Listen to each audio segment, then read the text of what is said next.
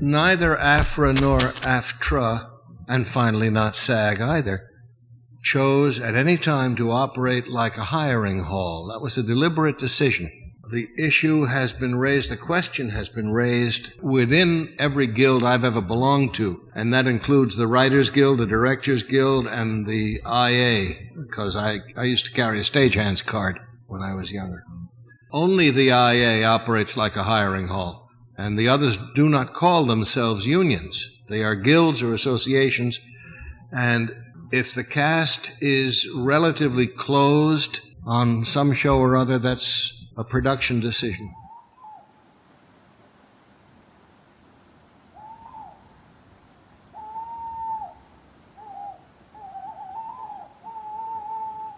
On December 9, 1939, Harold Leopold, 31, switched on his radio in Colorado Canyon City State Prison death row and heard the final chapter of Hollywood Cherry, the current I Love a Mystery serial. 2.5 hours later, according to the Denver Post story, he was led to the gas chamber saying it was great. I got the final solution to the story just in time. I Love a Mystery is my favorite radio program. Leopold died for the murder of a Denver restaurant proprietor. That's Carlton E. Morse, creator of I Love a Mystery, reading one of the news clippings, one of about 1 million news clippings, I would say, that you have gathered over the years for I Love a Mystery and One Man's Family.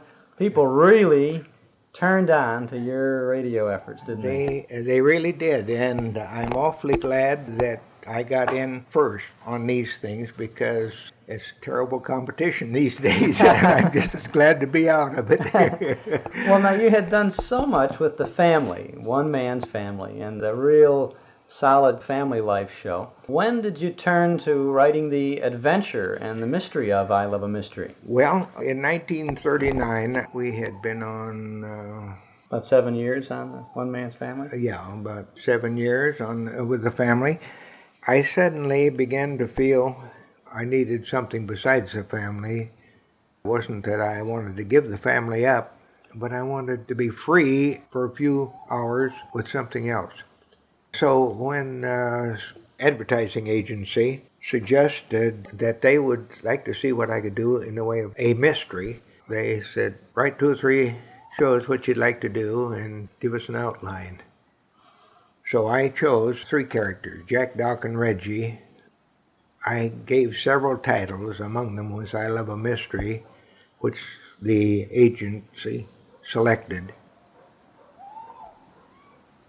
They didn't even read the scripts. They just said, okay, well, we've set up a date with NBC. It'll be 5 times a week. You mean just on the basis of the titles that you submitted? And your credentials as a writer? Well, of course. Yeah. I've been writing for them, for Standard Brand, for 5 or 6 years. Were you employed by NBC or by the agency at that time, up to that point?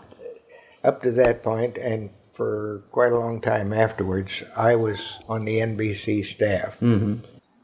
Then, through sponsorship, I began to make so much more money than as a staff writer that I was released from the staff and depended on sponsors for money after that. Carlton E. Morse's I Love a Mystery first took to the air weekdays at 3:15 p.m. on NBC's West Coast Network in January of 1939. Michael Raffetto starred as Jack Packard, head of the A1 Detective Agency, with Barton Yarborough as Texan Doc Long and Walter Paterson as the British Reggie Yorke. The show told of 3 world travelers in search of action, thrills, and mystery, from the ghost towns of windswept Nevada to the jungles of vampire-infested Nicaragua. They righted wrongs, rescued women, battled evil, and explored unknown parts of the globe. By that autumn, it was airing nationally. The show ran from the West Coast for 5 years, first over NBC's Red Network, then its Blue, and then CBS.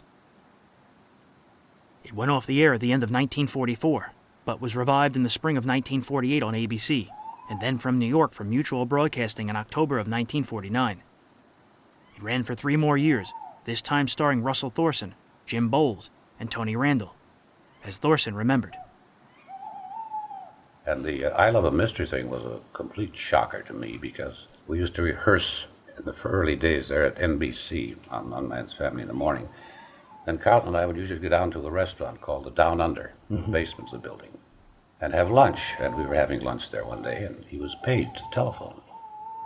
And he came back about 5 minutes later and said, you want another job? And I said, what kind of a job is this? He said, how'd you like to do Jack Packard on I Love a Mystery?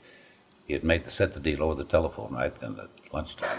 So then we started hunting for casting for I Love a Mystery. Jack Packard was a hero with quiet strength. Once a medical student, he shrugged off superstition in favor of logic. Reggie Yorke was educated, strong, and had the British stiff upper lip. Doc Long was a red-headed alley fighter from Texas who defied the laws of chance and loved women. Well, Jim, how did you get that role then? Do you recall? I think Jimmy McCallion recommended me. And I went over for a quick reading and went home, and nothing happened. And then I said, I should be doing that role, because for years people had told me I sounded like Barton Yarborough. I'd never met him. And so I called up and said, I want to read again. And Carlton said, all right. And so I went in again, and he said, do it. Oh. And so that's how I got Doc. 3 characters could be murdered in a single episode. People were killed in ghoulish, imaginative, and sometimes mystifying ways. Throats were ripped out by wolves. There were garrotings, poisonings, and mysterious slashings. We had a great cast on that show, didn't we? Oh, we had a marvelous cast. Louis Van Rooten and Bob Dryden did most of the character stuff on it. They could do voices, all kinds of voices, couldn't they? They were terrific. They were a very great pair. versatile. Yeah. Was that Mutual? Was Yeah. that a Mutual series? And you did that out of Mutual's New York studios then? Yes, out of Mutual. And was that recorded at the time? Was that done on disc, I suppose, maybe even taped by that point, huh? No, I don't think it was taped then. I think it was probably disc. It was probably disc. But it was done live, though. Yeah, but they would make they recorded it for distribution to other stations. Yeah, because Mutual had a different kind of a Completely setup different, than the other networks, I know. Although the serial went off the air in 1952, in May of 1954, a new audition record was produced for CBS in Hollywood. It starred Thorson, Ben Wright, and Parley Bear.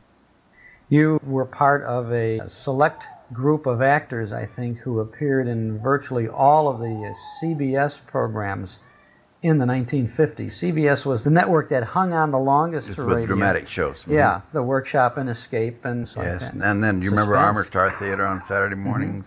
I'm sure, like so many of the other actors out here, were doubling on some of the shows and were yes. doing more than one show in a day. You just say you hadn't really arrived until you had a conflict. I think that radio is the ideal medium for a performer, because if 12 million people were listening, you were giving 12 million performances. It's too bad that it had to go, but it was a lot of fun while it lasted.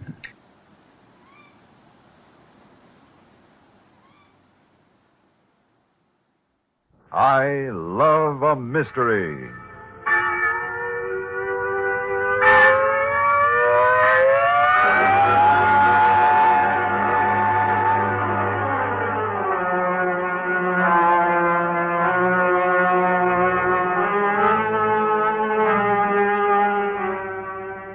The $1 Million Curse, a new Carlton Morse adventure thriller with Jack Packard, Doc Long, and Reggie Yorke.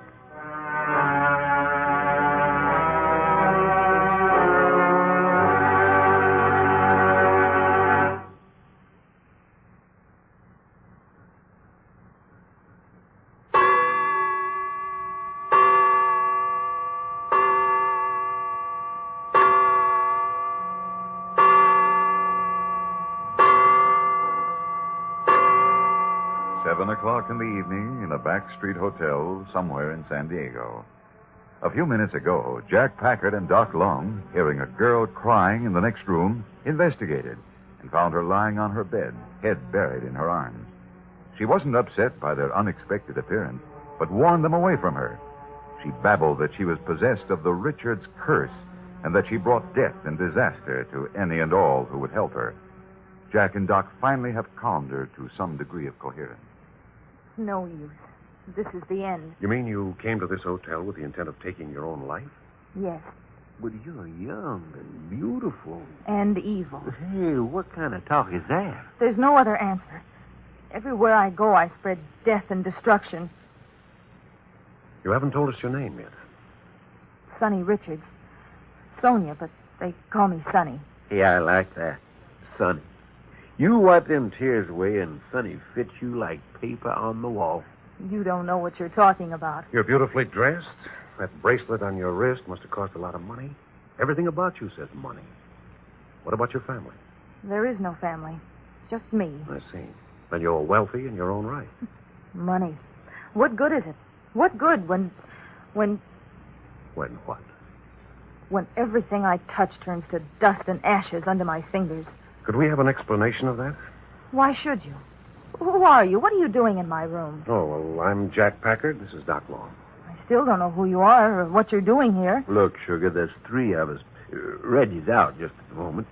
3 men eager and willing, looking for trouble. So if you got problems... You mean your confidence men? Well, not exactly. We just like excitement. When we find something that interests us, we go after it. And hearing me crying in my room interested you? Oh, honey, if there's one thing we can't stomach, it's hearing a girl cry. You can't help me. Nothing will help but to put an end to my miserable life. Hey, you stop it talking like that. It's true. Would you mind letting us decide that?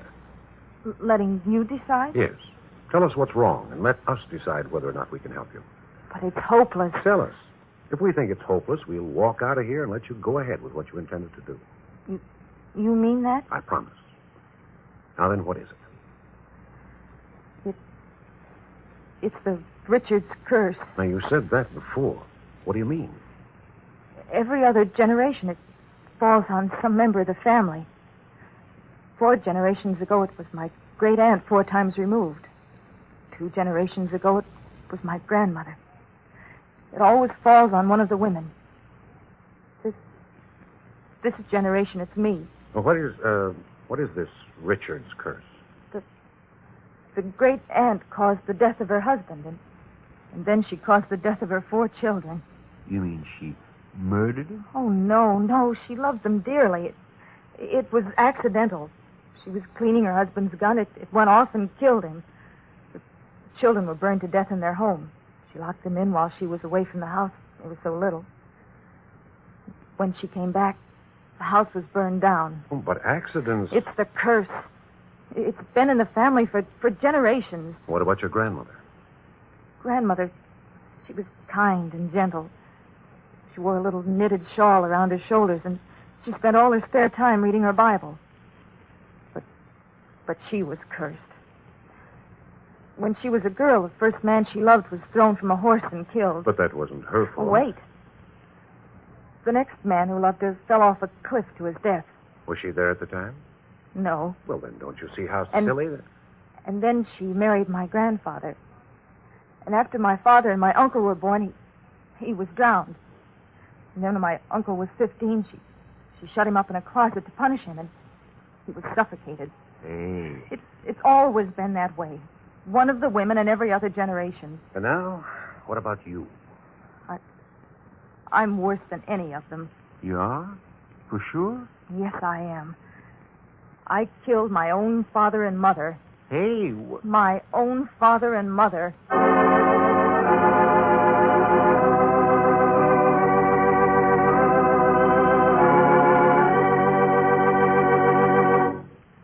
The rest of Sonny Richards' confession of guilt in just a moment.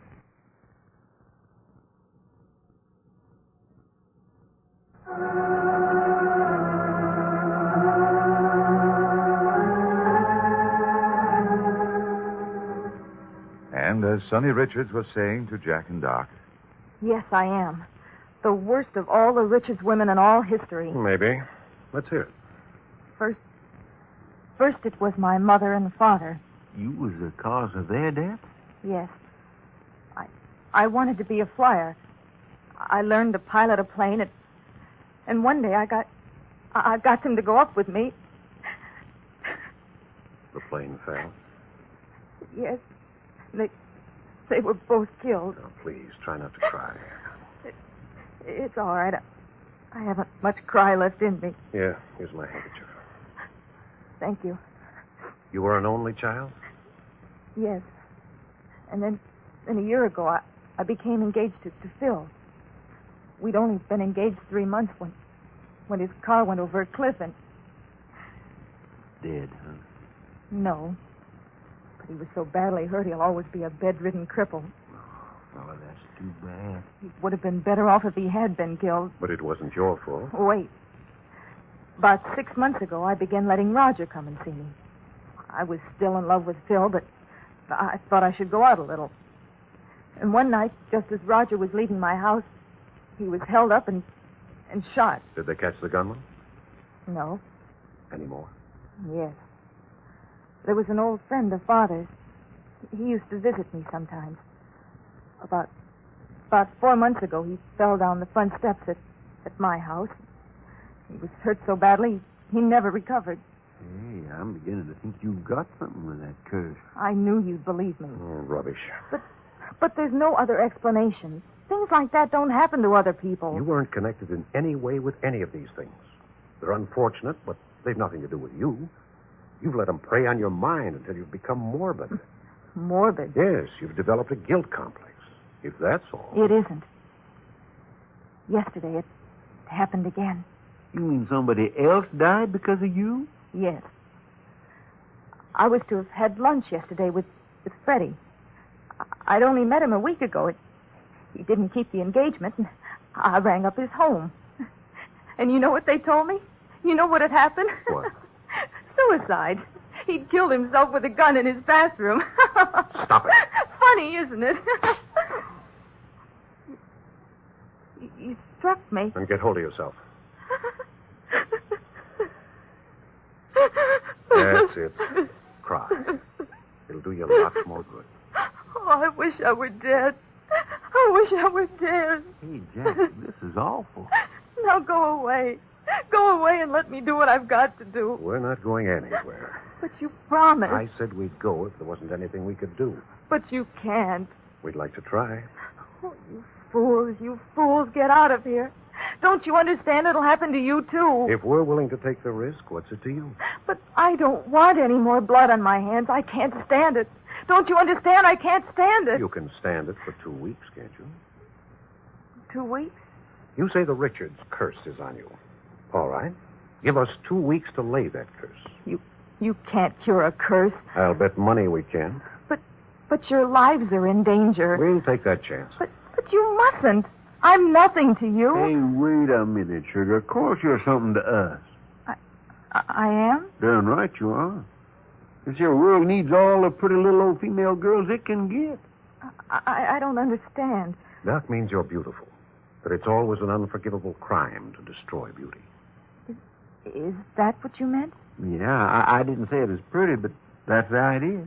Well, put it this way. From the beginning of time, men have fought and died for beauty. It's one of the few things in the world worth fighting for. You're a beauty.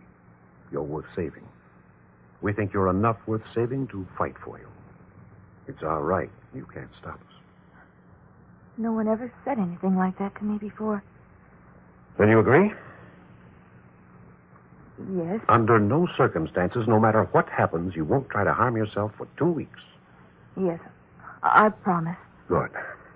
Now get up and go in the bathroom and wash the tears off your face.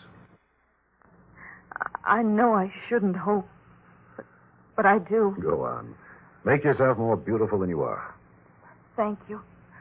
Thank you.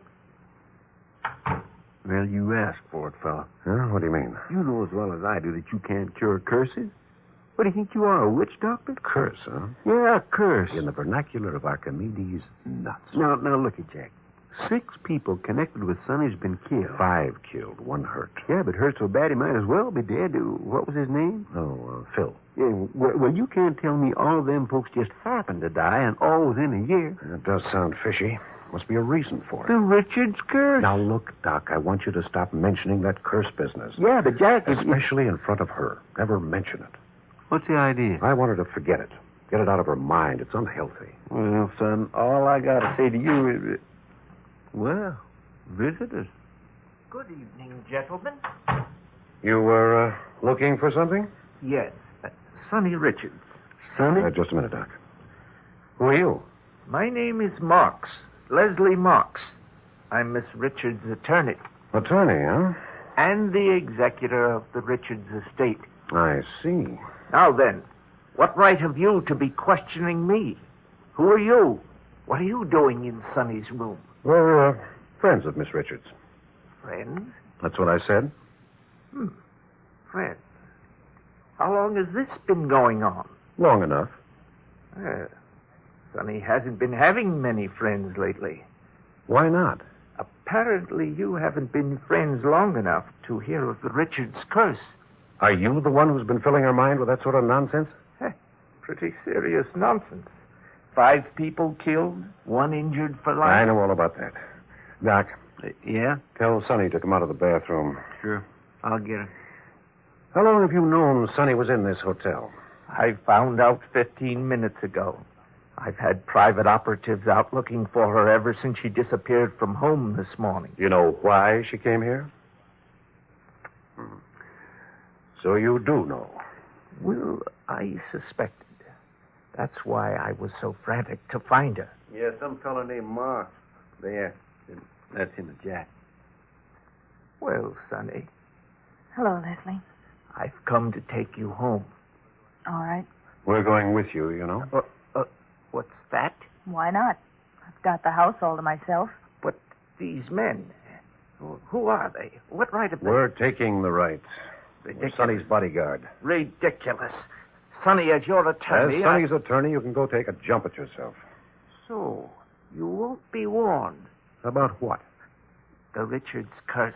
Please, Leslie, please. Listen, you... Take your hand off If I ever hear you mention that curse again in the presence of Sonny, I'll tear you limb from limb. Now, get out. Now, look here. Get out. Now, get your things together, Sonny. We're going home with you. You shouldn't have done that. He won't take that. Oh, shucks, honey, this is only the beginning. Only the beginning.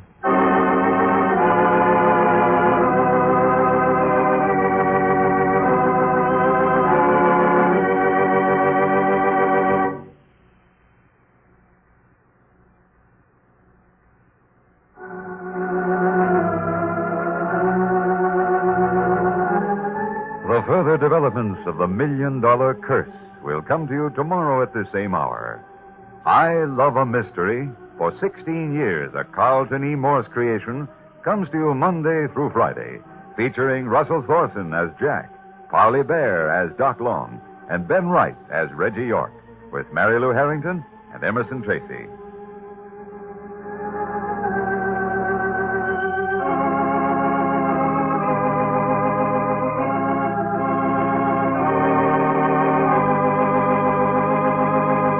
This is the CBS Radio Network. You made a comment before we started chatting here for our tape recorder about the demise of radio, the short life of it. Well, it was a wonderful and exciting life. When I went to Chicago, I believe there was something like 41 dramatic radio shows coming out of Chicago, 41 a week, separate shows. And I think when we left there in 1942 to come out here, there were about 5 or 6 left. It just, the bottom simply fell out of it.